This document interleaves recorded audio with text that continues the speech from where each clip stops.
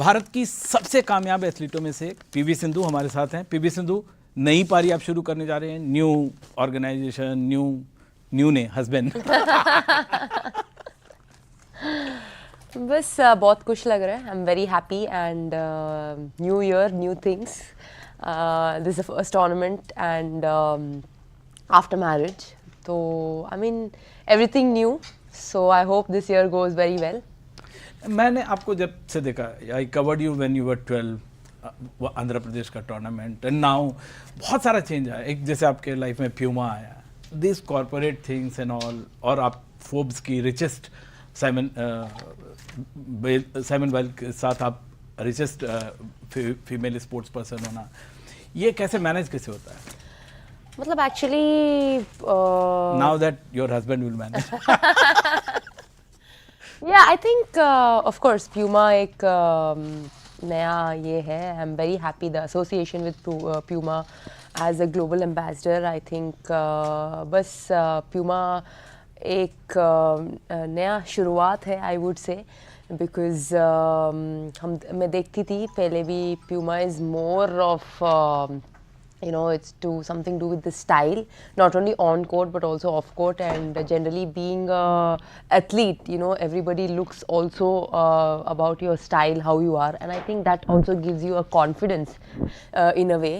So I think it all started off where you know, it's important that you feel comfortable in what you wear and also you look stylish. Not only that, you know, on court yes, but also आजकल बहुत लोग, you know, they're off court and on court, they're also looking at style. And when you talk about style, I think Puma also comes into a thing where the athleisure wear is very very stylish. हाँ, बड़ा इनका elite list of player, हम लोग भी बचपन में खेलते थे तो शूज़ देखना, इनका ड्रेस देखना, और उस एलीट लिस्ट में विराट भी हैं, आप भी हैं, यो आपके लीग में ही बहुत लोग होना, मतलब न्यू यंगस्टर्स के लिए बहुत रोल मॉडल होंगे। Definitely, I think Puma as a brand also has done a lot to the youngsters to get that you know, way of life. Sport एक ये है कि, you know, when you start off, I think it's very important and it's incorporated in your life.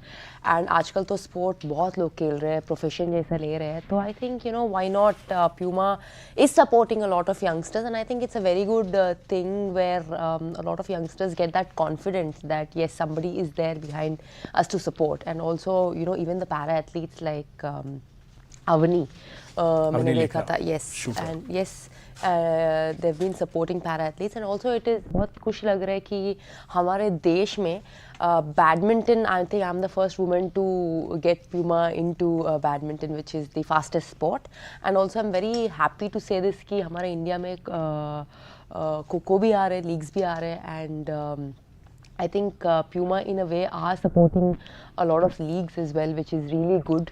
And I think it's kind of I think it gives them a lot of confidence that yes, we have someone who's supporting us behind. आपने style की बात की, आप Forbes की list पे हैं, richest में, आप स्टाइल आइकॉन की तरह, और मुझे तो आपका सबसे अच्छा वो जो येलो ड्रेस पहन के आप टोक्यो में आप खेल रही थी, ये स्टाइल होना या पैसे आना, इन सब से जुड़ा एक बड़ा अजीब सा सवाल है। अभी हाल फिलहाल में शायद आपने देखा होगा विनोद कांबली लेटे में, मतलब मैं ये पूछना चाहता हूँ आपके जैसे प्लेयर, ये क्योंकि प्लेयर्स के लिए मैनेज करना अपने आप को on the court, of the court also, it's very very important.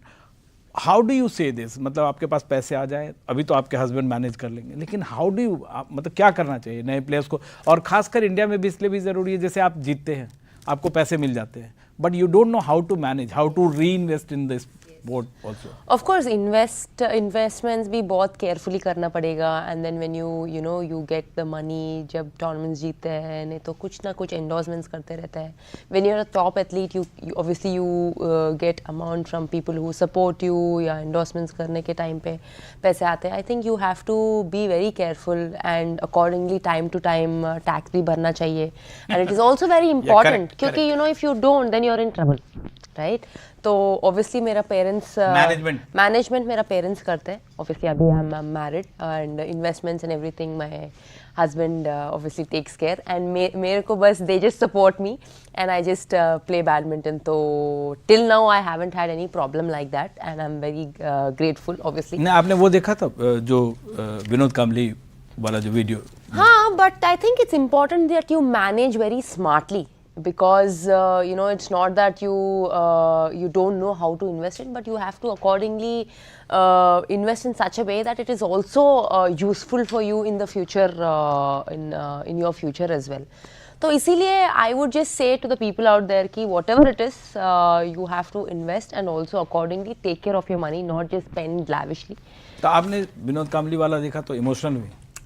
थोड़ा, but I think you know, life में तो वो होते रहते हैं. I think you will have to just be careful and you know, take things carefully, and you need to have people who can guide you in a right way. अच्छा, अभी आप career के उस स्टेज पे हैं जहाँ मुझे लग रहा था, मतलब I was rooting for that कि आपका हैट्रिक बन जाए, एक ऐसी हिस्ट्री बने जो कि सुशील ने पहले डबल किया था.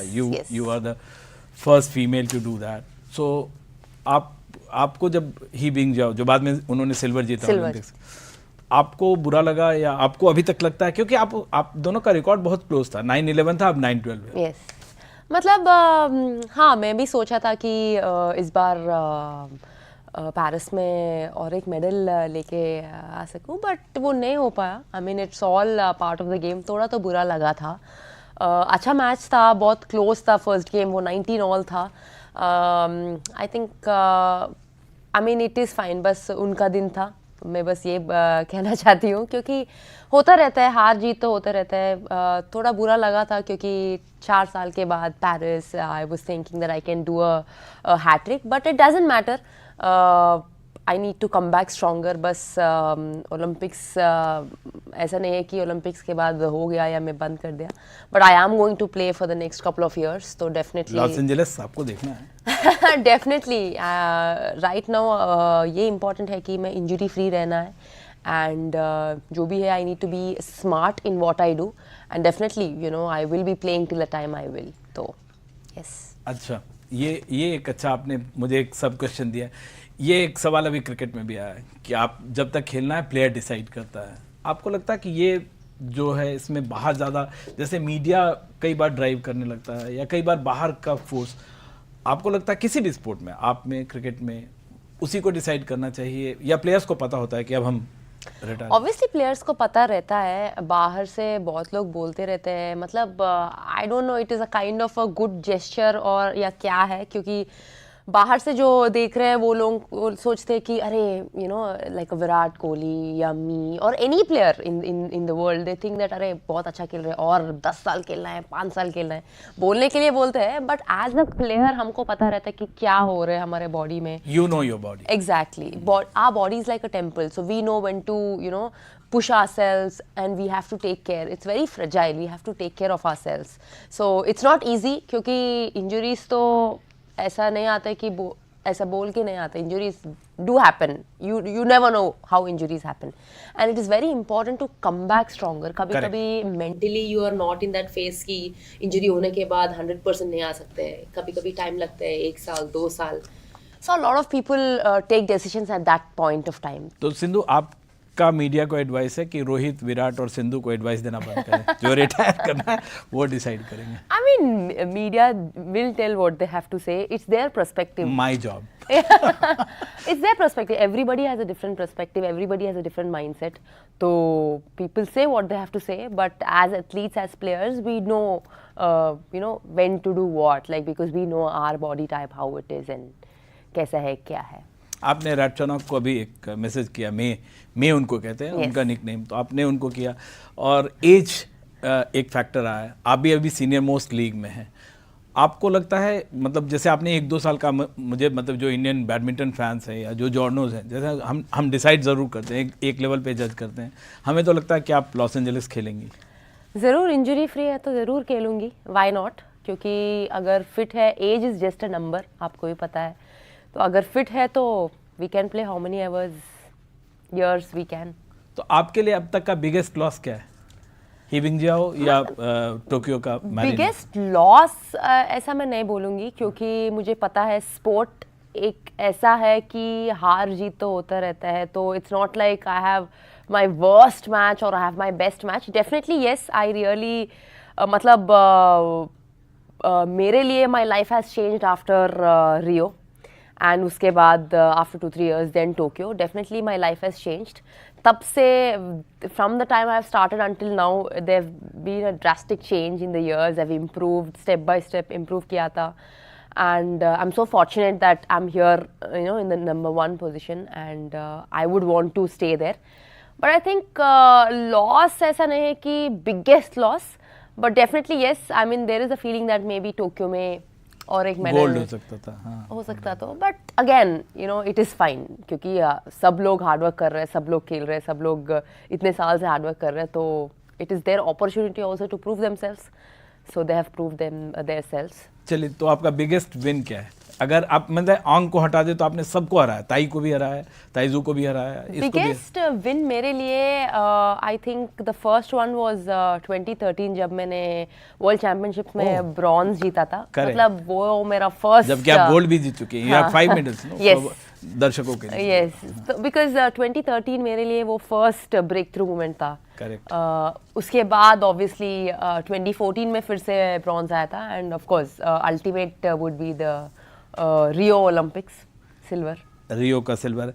अब अभी जैसे आपने हर एक जगह जीता हुआ है, एक एशियन का गोल्ड आपके लिए, एक अगर जैसे हम लोग देखते हैं ब्रैकेट में, एक एशियन का गोल्ड है या ओलंपिक्स का गोल्ड है, आप उस तरह से सोचती हैं, अपने प्रोसेस को उस तरह से ले जाते हैं कि ये है, या यू हैव ऑलरेडी अचीव्ड, अब आपको लगता है कि जो पिक एंड चूज करना है, बेस्ट टूर्नामेंट खेलना है, बेस्ट. मतलब हमको हमारा सर्किट ऐसा रहता है कि every month we have tournaments.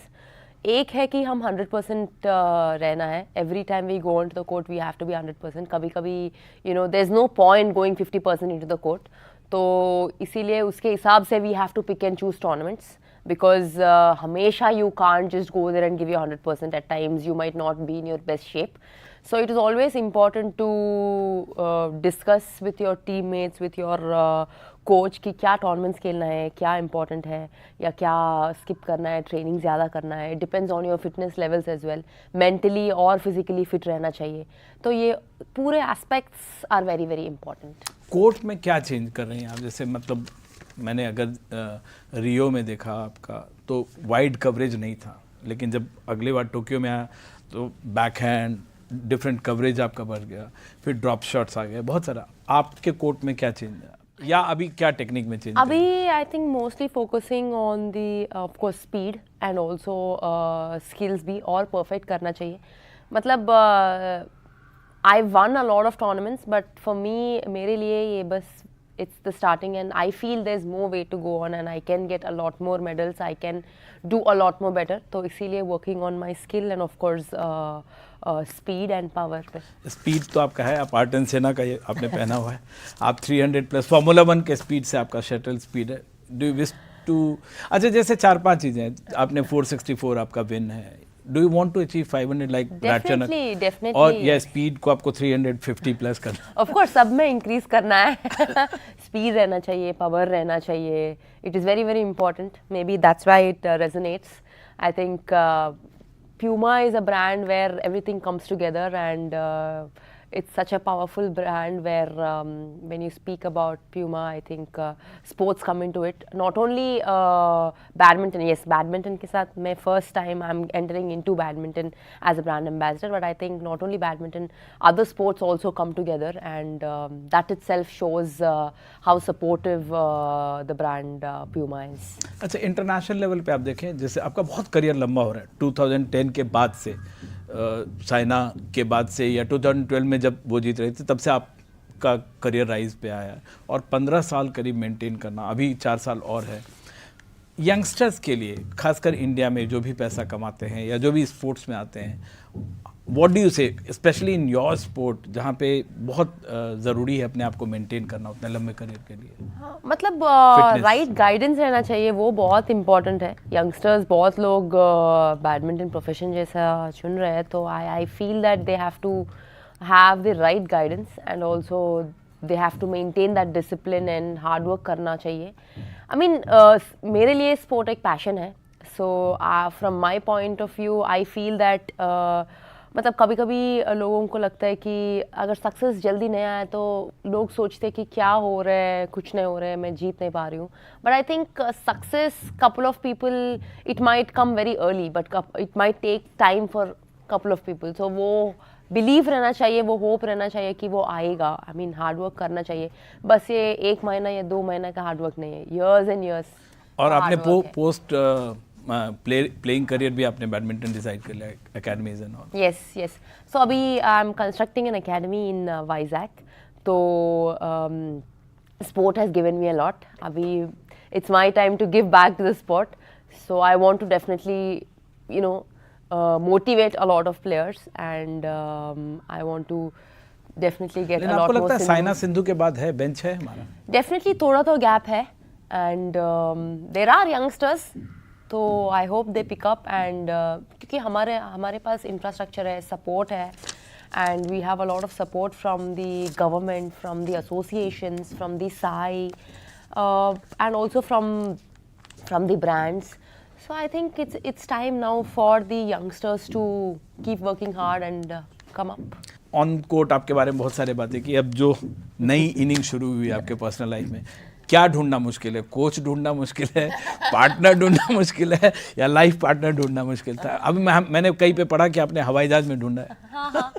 Actually हम फैमिली फ्रेंड्स थे, और बहुत मतलब ऐसे ही फंक्शंस में मिलते रहते थे, बट उतना बात नहीं किया था, just hi bye. But 2 years back हम फ्लाइट में मिले थे, and that's how it all started and ended up as a marriage. लेकिन आपने सरप्राइज की तरह से, मतलब किसी को कोई हवा नहीं था. Used to talk, I met you on court so many times. Of course I don't ask.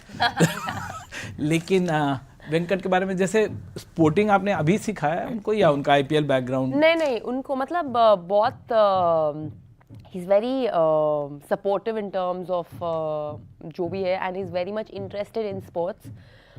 Not only in badminton but also all the sports. He's very much interested, and he has a very good knowledge. I think मैं बहुत lucky हूँ that way, that he's very very supportive and he knows a lot about sports. So yeah. तो फिर coaching में या इसमें आपको फिर कुछ न्यू ढूंढना है? मतलब he used to give me some his opinions कि ऐसा है.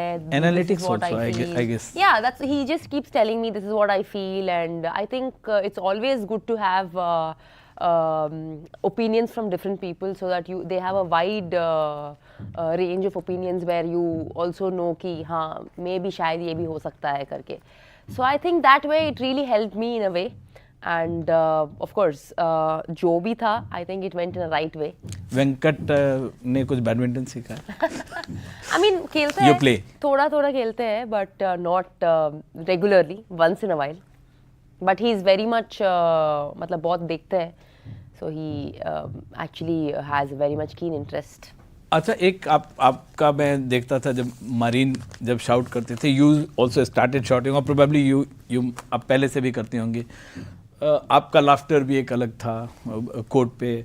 ये सब शादी के बाद, हालांकि 2 ही महीने में, ये चेंज हो रहा है, या गेम वाइज भी मैच्योर? नहीं गेम वही है, वो डिफरेंट है और ये डिफरेंट है, क्योंकि I think game is something where you are in different zone all together.